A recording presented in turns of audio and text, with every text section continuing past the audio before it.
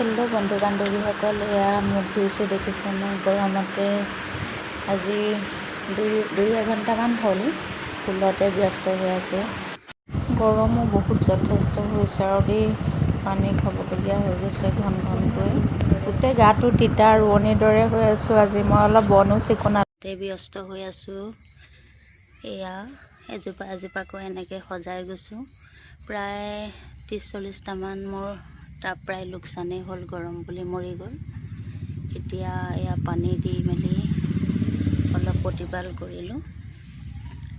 আৰু মই সৰু সুৰাকৈ এখন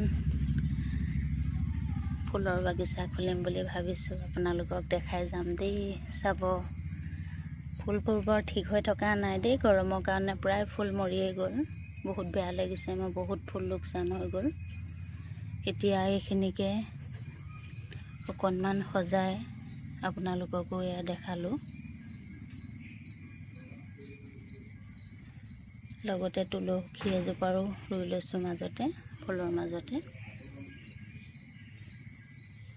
প্ৰতিপাল কৰিবলৈ টাইমো পোৱা নাছিলোঁ, আচলতে ব্যস্ত হৈ আছিলোঁ অলপ দিনৰ কাৰণে কামত। এতিয়া লাহে লাহে মই ফুলবোৰ প্ৰতিপাল কৰিবলৈ যত্ন কৰিম। আজিলৈ মোৰ ফুলৰ সৰু সুৰা ফুলনিখন মই এনেকৈ দেখালোঁ। কেনেকুৱা লাগিলে মোক জনাবচোন দেই।